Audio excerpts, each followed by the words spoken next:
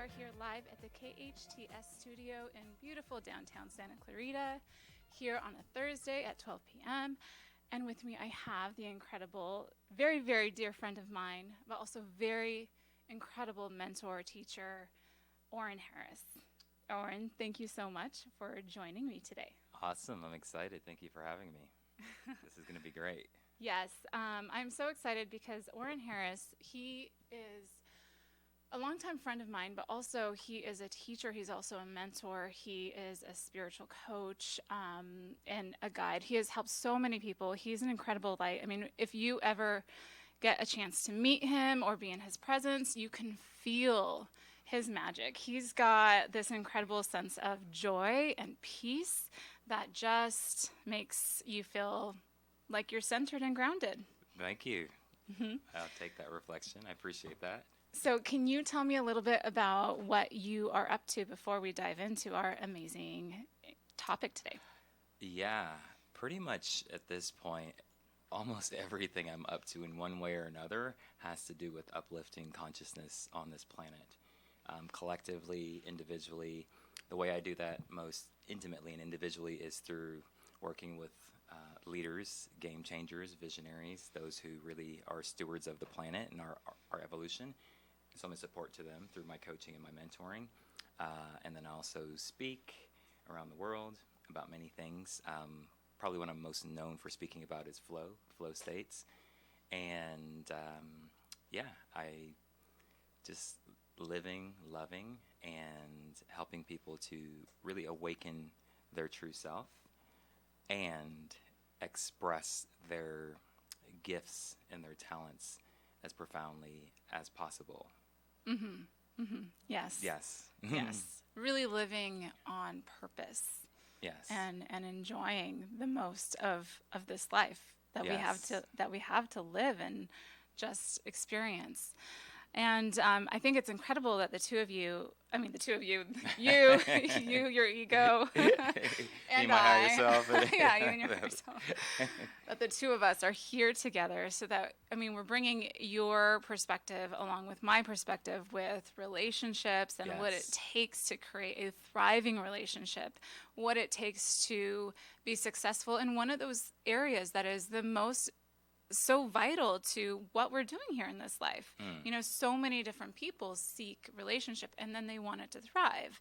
It's part of how, in my perspective, that we experience some of the fullness of what it means to be human. Yes, absolutely. And I like that you emphasize the word thrive because I think most people would resonate with that. Like, yeah, of course I want my relationship to thrive.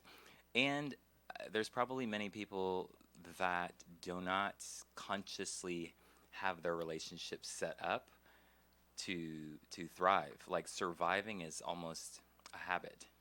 It's an Yeah. unconscious way of being. So there's many people, including myself at one point in time, that in their relationships or in their life in general, they are in relation to what is possible, they're actually surviving. And maybe their thought patterns and their ways of being and operating are really surviving. Yeah. Even though they might be like thinking, oh yeah, let's thrive. And so that's a key distinction. Going from surviving to thriving is something that we're being invited to do on all levels. And relationship is one of the clearest, most powerful invitations for that. Yes. That's something that I realized pretty early on is because, relationship is that forum where you're faced with someone that's going to reflect back to you some of your wounds, your insecurities, your weaknesses, and then you're going to want to blame it all on them and make them wrong for it and tell them to not touch on my wounds because it hurts. But really, it's an opportunity to grow. Right, and not touching on my wounds is an example of surviving, right? Because if I say, well, if you don't touch on my wounds, then I won't have to feel insecure or unsafe or disempowered. And so that's what I mean when I say, so if I don't have to feel those things, then I'm under this illusion that I'm going to feel more safe, more secure, and more empowered if you don't touch on my wounds. But see, that's an example of surviving. That's what I mean. And so if you stay in that state, you will never see what's possible or get to thriving. But a Right. person who, when we're in this state of like protection and saying, resisting growth or resisting these types of things, then we're really in self-preservation, and that is survival. And so it's a huge paradigm shift to realize that we don't want to survive. Yeah. We're not built for surviving. We're built for thriving naturally. Yeah. We'll never be happy. Yeah, we'll Setting never up our life that way, we'll realize that we're in a box. Right. We've encaged ourselves in this sort of prison, and then we're going to want to break free of the own box that we've sort of set up via our attempts to control our environment as much as possible. Yeah, we'll either come to the realization that we'll want to break free, or we'll be forced to break free. Because if we resist the seeming external forces that are poking at our wounds, and then we go into protection, what happens is that there might be a mediocre temporary payoff. He's like, wow, I'm avoiding conflict. But then that life force energy of the true self starts to invert, implode, and then now you start to feel deeply alone. You might even get depressed, and it's like a spiritual death. And so it's like the perceived pain of going through the growth, which has the upside potential of thriving and growing. Is always the best bet to go in that direction. Because if you go in the other direction, then you're going to experience a different type of pain that has no potential in it.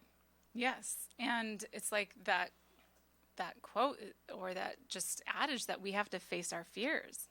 We have to go through those things that we fear, through our wounds, through the pain, through the insecurity, in order to get to what's waiting for us on the other side. Yes. And I think you also mentioned too is that sometimes we're forced to grow.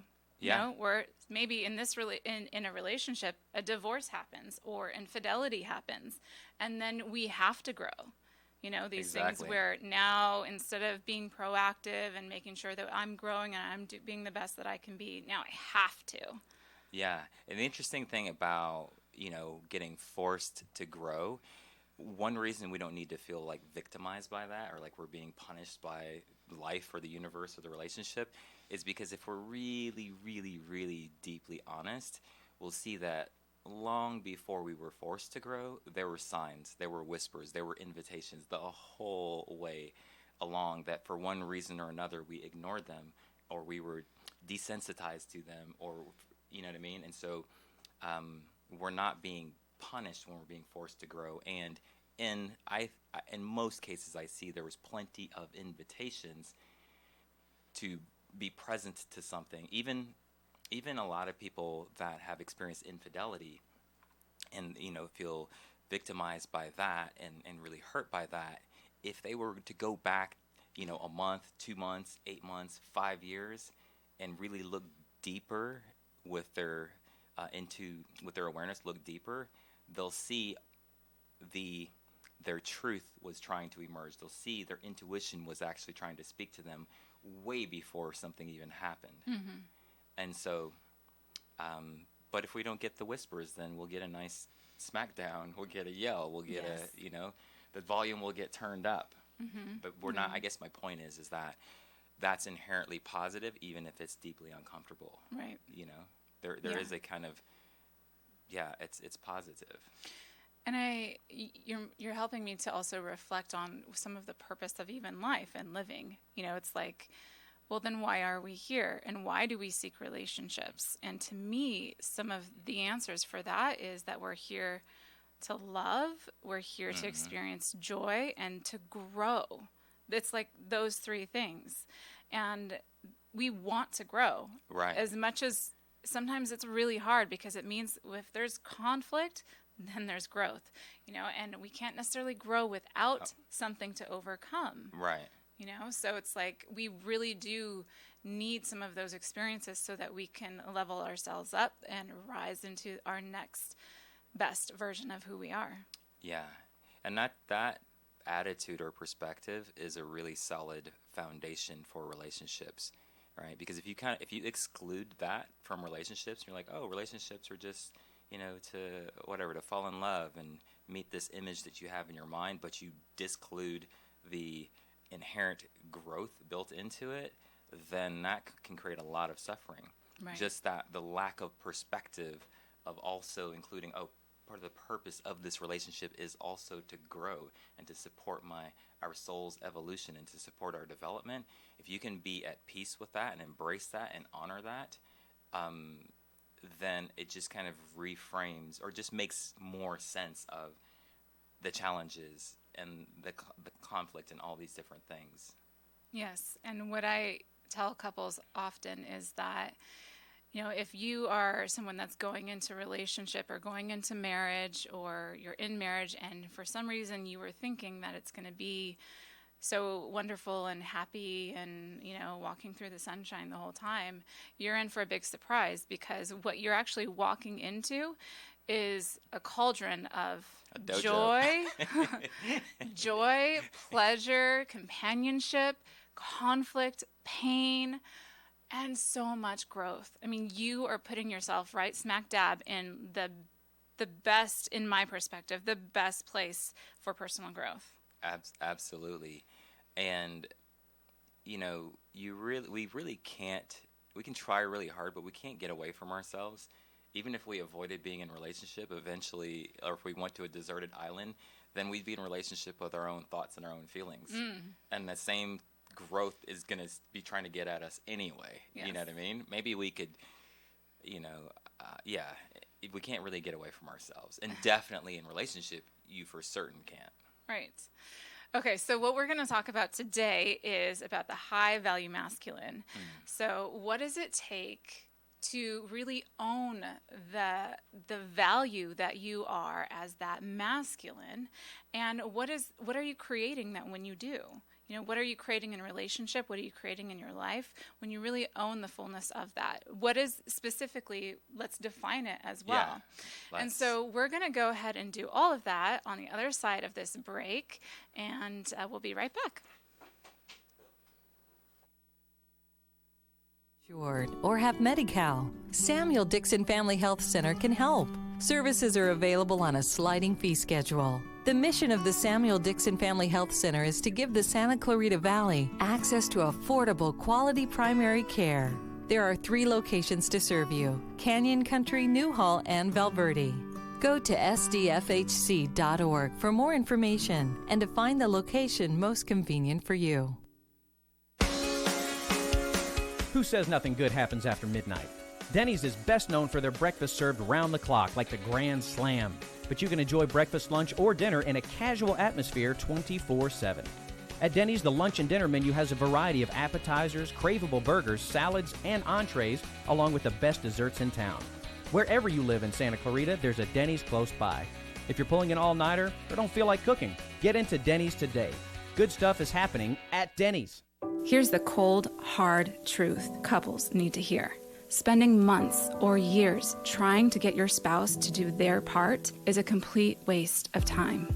Our clients go from the brink of divorce to the deepest connection and the most fun and passion that they've ever felt, without years of counseling, nagging, or even ultimatums. We focus on what works to unlock the deepest levels of trust, communication, contribution, and passion. Learn how at jessicahartley.com/program. Lasting love does exist. You just get to create it. Your hometown station.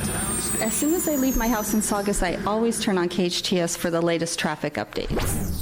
98.1 FM and AM 1220.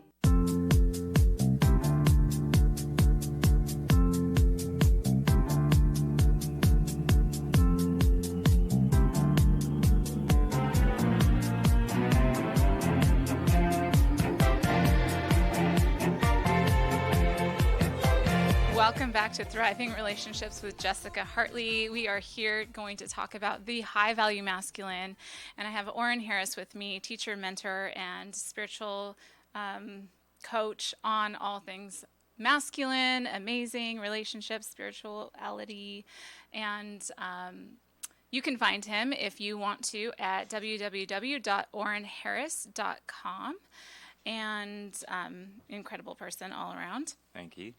Likewise. So let's talk about defining the high value masculine. So what is that exactly? And one of the things that I hear women say is, what they want in a man, And so what they want and who it is that they can respect, and so sometimes for me, what I hear is that they want someone that can be confident, can be a leader, who can speak to them with respect and solve problems as a team, but still really owning that confidence and that leadership. What would you say about that?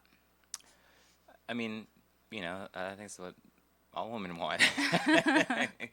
And what I would say about that is the ability for a man to do that, and the level to which he can do those things is in direct relation to how deeply he's respecting himself. It really is as simple as that, trusting himself and respecting himself, right? Which inevitably leads to being himself.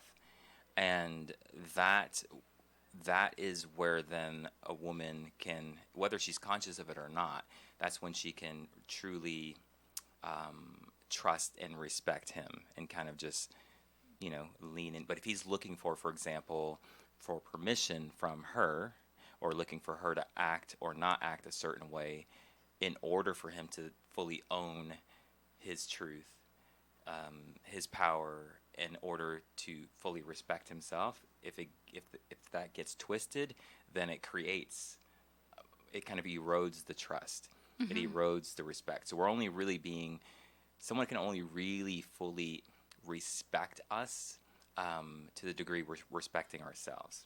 Absolutely. Fully. In a way that we can feel it. Like, oh wow, this person is really respecting me. Because we're all mirrors to one another in that sense. Exactly. I love that, because it's like if you are, looking out at your relationship and you see your spouse and you're like, oh, I don't feel respected. I don't feel like my wife really respects me, or she's always, nagging at me, or she's always blaming me for things. And, it's like, well, I would agree. I would say, yeah, she probably doesn't respect you. Those are not things that a woman who respects her man would do, really. She would have a different disposition.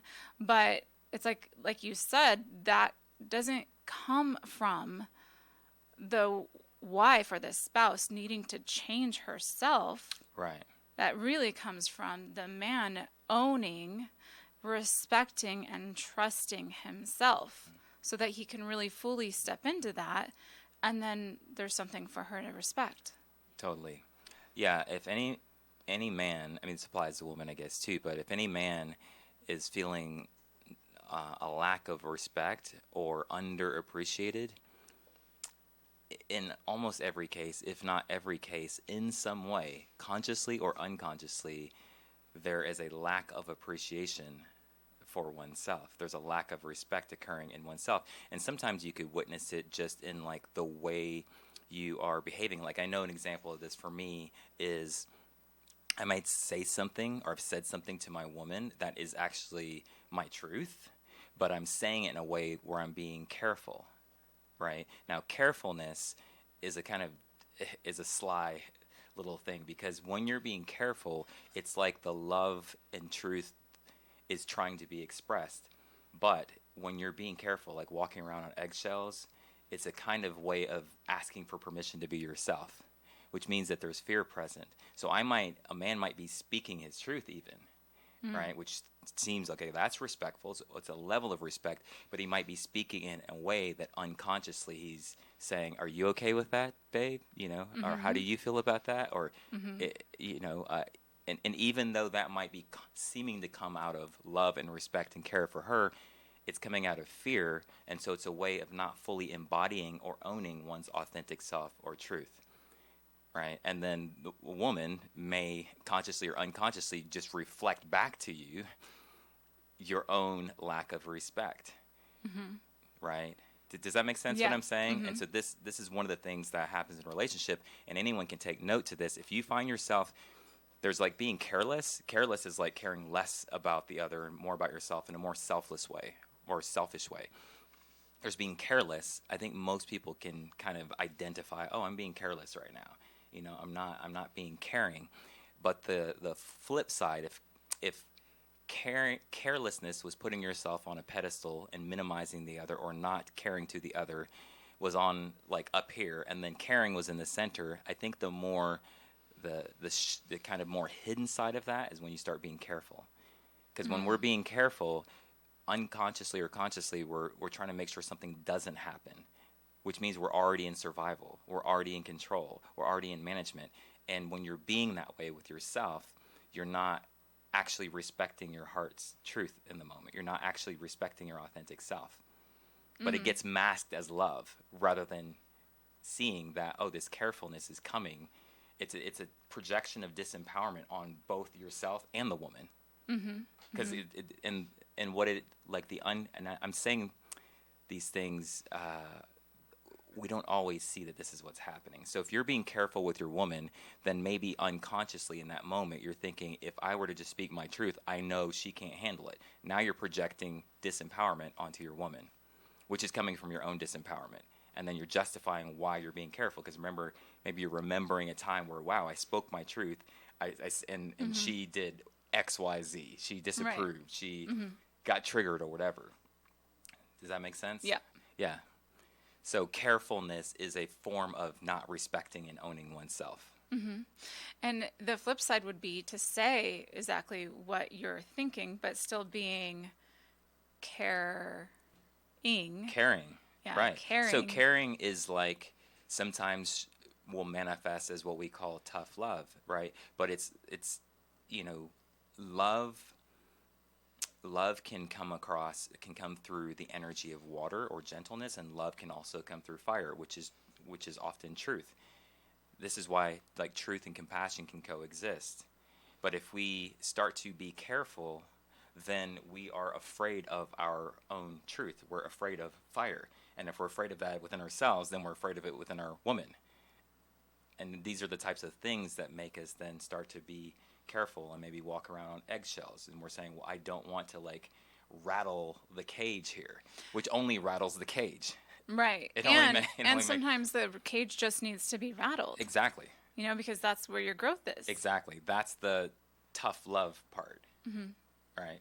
And I think that's one of the biggest challenges, in this dynamic that I'm speaking about, is that we're like, oh, well, if I love you, then I don't want to trigger you in any way. And that's very unstable. Especially then you'll start to disrespect yourself. And if you're being well-intended and innocent and just being yourself, and then your partner is getting triggered, and then you adapt to that by being careful, then you're avoiding a seeming conflict that's actually set up for growth into deeper love. Absolutely. So being able to speak your truth, own that confidence of what your truth is, and to have that respect of yourself. And I would add one more element for men in there, is that if you're finding it really difficult to do that in the moment, you can always just give yourself to vulnerability, because that is a form of power as well. And it's not typically identified in the masculine energy as a form of power, but it's still a form of power, because you can be both vulnerable and responsible and powerful at the same time, right? And that might look like in the moment, that might look like speaking the truth about the difficulty you're having speaking your truth, but without projecting it onto her and doing the same thing, which is asking for permission to be yourself, because that's where the disrespect comes from. So I think vulnerability is a nice thing to add into that. Yeah, absolutely.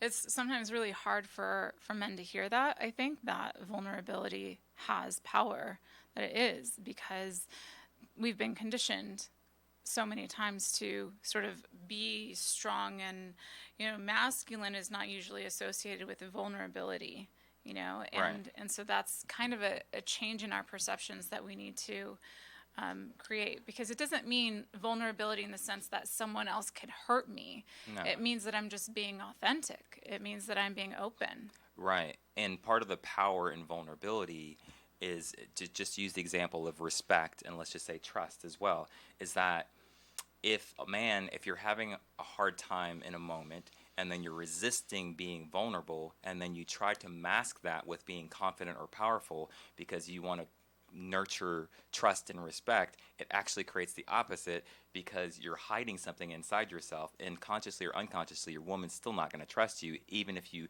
conjure up the energy and be like, okay, I'm powerful, I'm confident in this moment, and you play the part. She's still not going to trust you. And that's why part of the power, or one of the ways that the power of vulnerability manifests in a relationship, is that you might just responsibly, powerfully be vulnerable and say, okay, like, I can feel fear in me right now.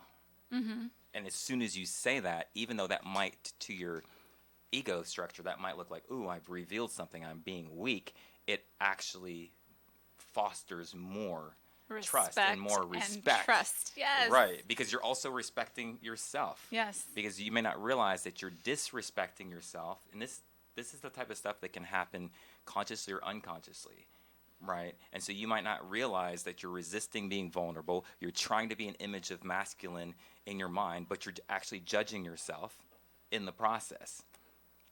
And when you're judging yourself, you're not respecting yourself. You're not respecting your heart. You're not respecting your truth. You're not respecting your inner being. And that's the power of vulnerability.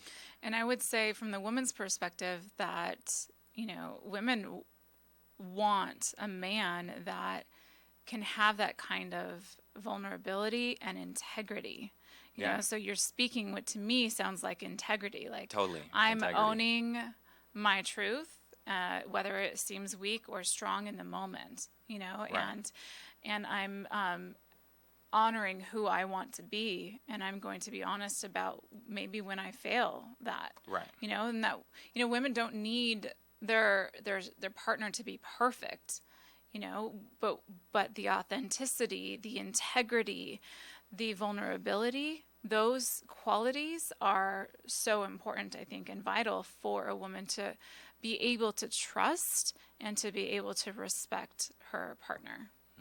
Right, and these are the type of qualities that are part of our own growth and maybe being drawn out of us in a moment that is uncomfortable. Yes. So it's like, so then you could flip it and look at like, oh wow, if these expansive, growth-oriented, powerful, positive qualities are trying to be drawn out of me, then the same uncomfortable moment is not actually negative. And that's why if we resist it and we try to stay in survival, and in this example we start being careful, then we actually wind up staying in the cycle. And the very thing we're trying to create, which is respect and trust and stability and honor, we just create the exact opposite of those things. Yeah, and then it happens on a bigger scale Right. instead of actually just owning whatever that moment was, whatever it is that we were actually scared of.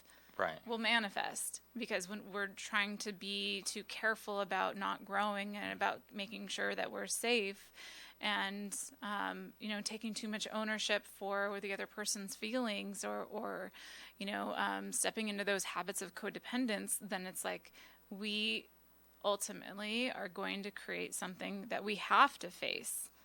Totally. Instead of listening to those whispers, kind of like what we were saying earlier. Totally. Yeah. So for men out there, I guess two pillars that I would point out here. One of them we just said, which is vulnerability. And in terms of your own fears, right? Because fears are not meant to be managed.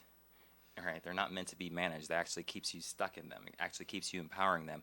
And so vulnerability is one way to dissolve fear and bring more truth and more love and more power into your being, and therefore into the relationship. And then the other one, which is probably the more obvious one, is courage. Just having the courage to speak your truth, having the courage to be authentic. So that is like more of a fire energy. And so I say that the ultimate kind of combo is the fire and the water. The willingness to be vulnerable and get the strength from the vulnerability, and then the willingness to be courageous and kind of just blaze through that which isn't true.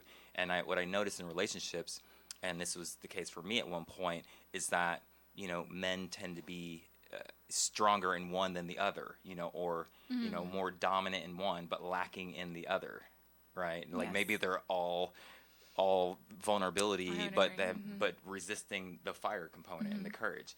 or they're just, I think it's probably more common that they're all fire and courage, because then that's part of the programming of their idea of being a man.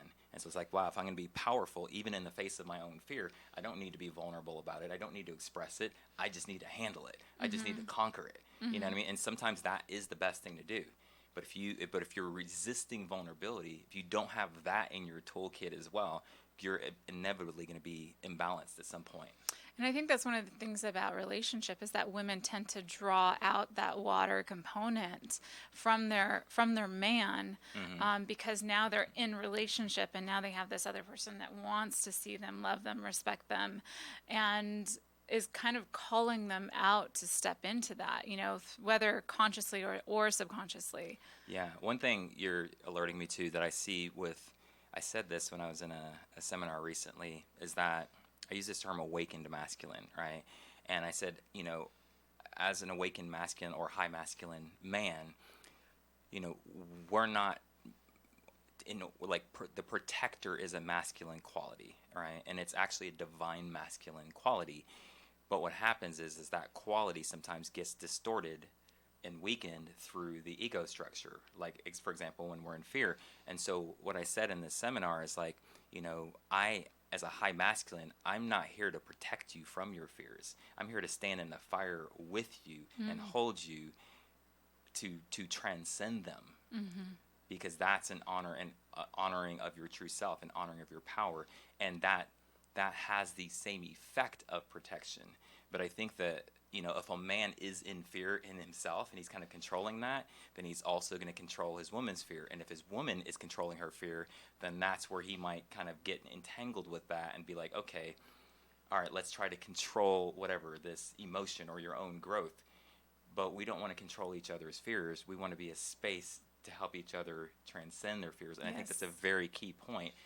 And as a man, I've missed this, and I see a lot of men missing it. It's like they'll take this protector energy, and sometimes when their woman is in fear, and when any of us are in fear, we're in survival. So we're trying to throw all kinds of things out there, and she may be saying things that she wants that she doesn't actually want, but it's coming from the fear. We don't want to protect her from her fear, and that's where the fire of truth and integrity and love can assist in that process. And then the vulnerability and the nurturing and the water energy is where, like, holding and loving and nurturing and giving love to whatever wound or whatever fear is trying to be transcended. But if we start going into protecting ourselves or our women from our fears, then we'll inevitably feel the consequences of that. And that can be deeply uncomfortable to move into fear, to dissolve it and come into deeper love. Yeah, and it's like women can do that. They do it very differently, but men do that too. They are that strong leader, that protector in that sense, but and the woman is more of the nurturing, caressing, the gentleness of it. But both are necessary. Yes. And one of the things that I think that this hits on is how beautifully harmonious a strong masculine and a strong feminine can be and really are, when they both really own the best of who they are. It's like if we just can do that in a relationship, if the woman could really step into the greatest service version, purpose of herself, of her life, for herself and for her life, and then the man can do the same, it's like you really won't have issues in your relationship, because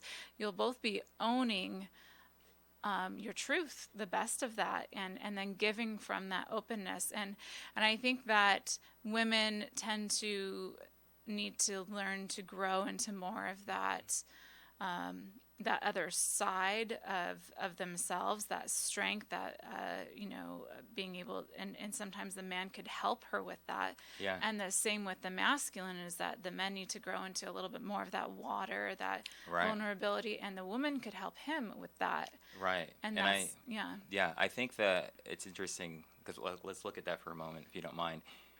I think that when I see the kind of edge or barrier for women helping men grow into that, the word that comes up is compassion, right? And I think that, and I'm just painting a broad stroke here, like I think because collectively, historically, the feminine has been undermined and stifled and repressed, and there's been all these movements.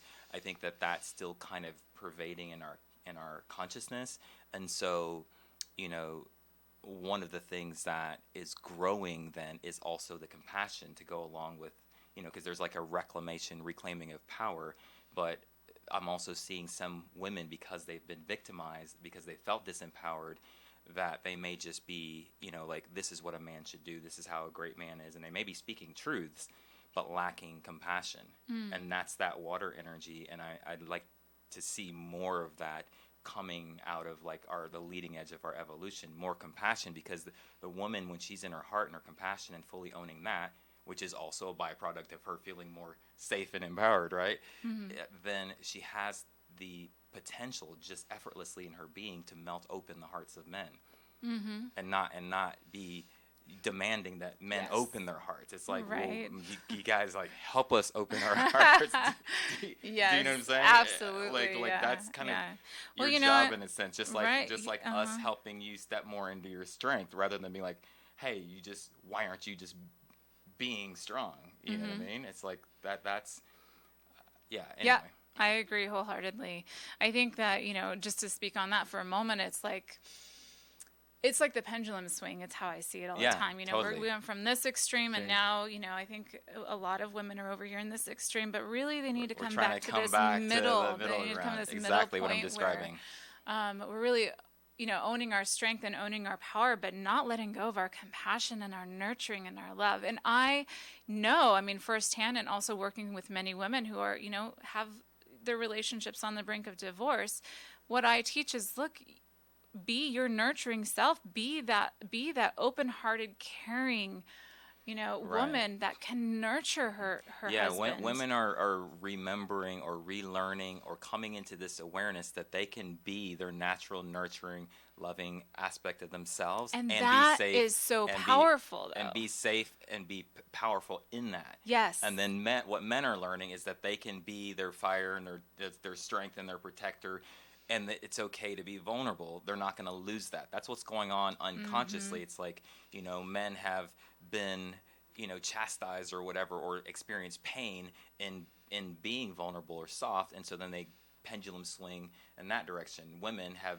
been their more natural, nurturing, open self, and have experienced being taken advantage of, and all these different things, and so then they, go to the pendulum swing of like building strength and claiming your authority and standing for yourself, and it's like yes, but then also be aware of at any point in your evolution, I was like, oh, am I being a little too much of this? Am I fighting a ghost that doesn't exist? Am I like defending myself and stifling some of the power of my natural feminine essence? You know what I mean? It's the thing is to recognize at whatever phase of our evolution if we're like kind of overdoing it or resisting this other aspect.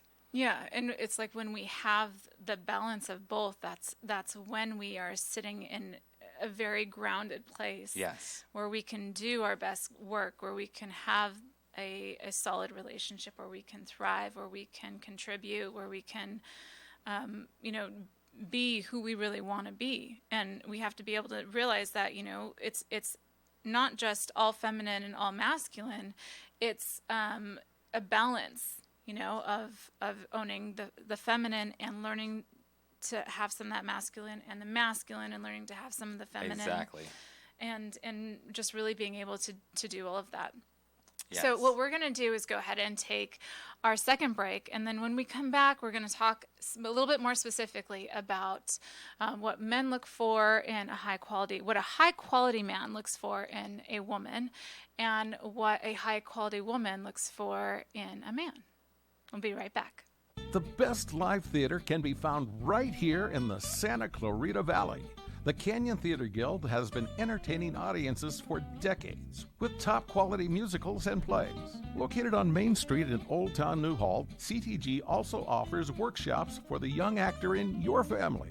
For more information, call the box office at 799-2702 or go online to canyontheater.org. At the Burrito Factory, their motto has always been to serve quality food with fast, friendly service. But did I mention the taste? When it comes to authentic taste and huge mouth-watering burritos, the Burrito Factory is second to none.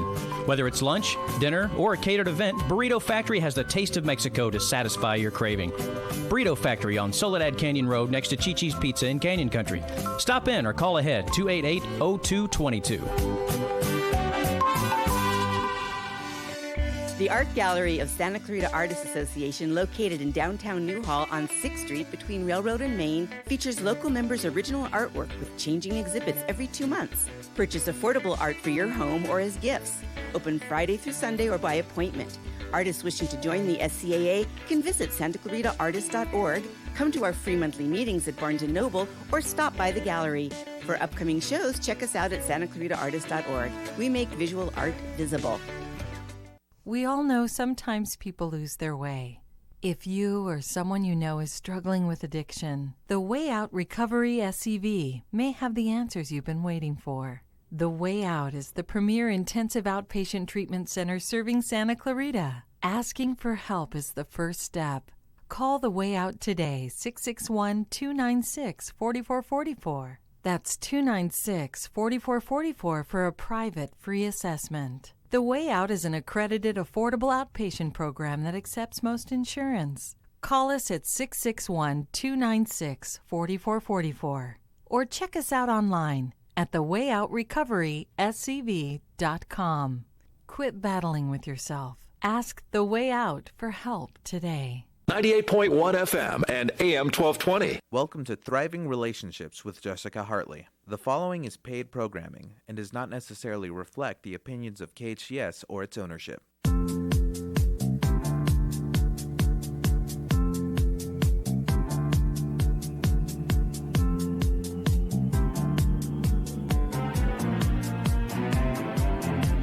Welcome back to Thriving Relationships with Jessica Hartley. So we've been talking all about the high-value masculine and a bit about the high-value feminine as well, and just the dynamics of owning the masculinity and owning that femininity, and how really staying grounded in those places is what creates a thriving relationship. And learning to be vulnerable, learning to stand in our strengths, learning to face our fears, learning to allow the challenges, allow the things that come up, because this is where your opportunities are for that growth. And that's really one of the things that we're here to do, especially in a relationship. Mm-hmm. So, Orrin, we'll start with you. So what does a high-value masculine, what does he look for in a woman? Great question, Jessica. One quality is definitely vulnerability. To a high-value masculine, vulnerability is a strength, and it's attractive, and it's refreshing. So that's one quality. A woman who owns and truly respects her feminine essence. And when I say truly respects, I mean on all levels, like recognizing its power, you know, which kind of gets under-recognized or undervalued in the world, whether that's in business or positions of leadership. And so the feminine leadership, I guess we'll just say leadership, like that's a quality, you know, and it's so easy, it's so effortless because it already is a natural quality of the feminine essence. So vulnerability, owning of the feminine essence, and I'm sure there's more. Let's chat this out. Yeah, okay. Those are two things that stand out to me right away. That a high value masculine looks for transparency, but I guess that goes right along with vulnerability. Mm-hmm. Right. So just being willing to be honest and share her truth, and like on put it this way, like what a lot of women to varying degrees do as they're coming just growing deeper into their own feminine essence, is they'll start shaming themselves sometimes and being like, having this idea of like, I could be too much for a man, right? And then out of that idea, then it's trying to like control oneself. And if that's coming out of judgment, any kind of repression or kind of controlling of oneself, or what I'm saying is that a high value masculine actually values a woman that is not doing that. Right, which inevitably is a demonstration of some level of self-love and self-respect. Absolutely. You know. So one of the ways that I talk about that when I address that with women is, really owning your sexuality and the power that has. Yeah, and that's attractive. And loving yourself fully, like not needing that validation from anyone outside of her, but really like owning and knowing that. Yeah. And then you being said it able even better to, than me. Like that's probably in the top 3 list of what a high value masculine will value. Yeah, I hear that. Not only I think on in the emotional side, but also in the passionate side as well. I mean that quality comes through on both dimensions of the relationship. Yeah, and on the passion side or the sexuality side, I guess what that full ownership looks like and feels like to a high masculine is, it's just like when you are able to just be even passionate with yourself within your own sexuality, you become way more magnetic, because it's like, wow, what's going on over there? Then you become compelling. That's when a high value masculine man is moved. And when I say moved, I'm talking about even just beyond base instinct, like sexuality, desire to like procreate. I'm talking about passionate, like a lot of women, like, I want to be ravished, I want to be taken, I want to be like that. A lot of women want that.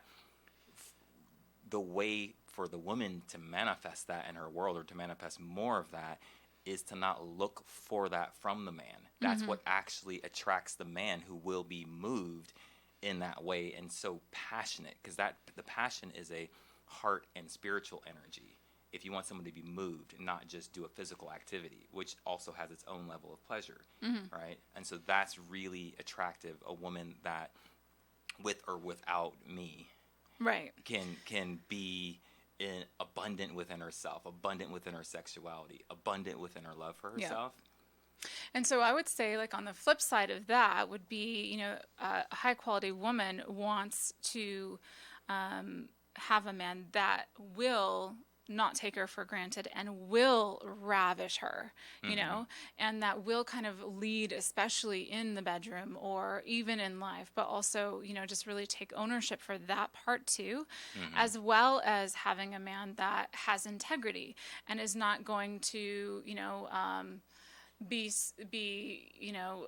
have that, wandering eye or disrespect for his woman, especially, when you come into a relationship or a long-term kind of thing. And so that's, I would say that would be the flip side of that.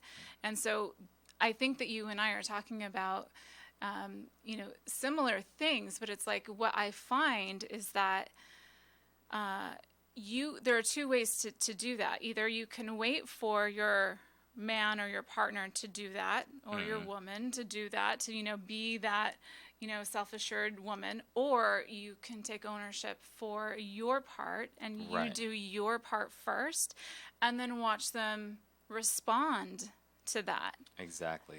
And so there's 2 ways to do that. The waiting part, where you need the other person to do their part first, is what most people do, and I think that's what breeds all the conflict and eventually divorce, because you can't control that person outside of you. But what you can control is what you do or what you don't do. Yeah, and a quick note, because this could be a whole topic in and of itself. We're talking about like infidelity. All of the things that we're talking about in terms of owning one's masculinity and the self-respect as a man, the things we were talking about earlier, I feel like those things naturally significantly reduce infidelity, because infidelity to me is sometimes often an unconscious manifestation of a lack of freedom, which is a manifestation of a lack of integrity and a lack of respect for oneself.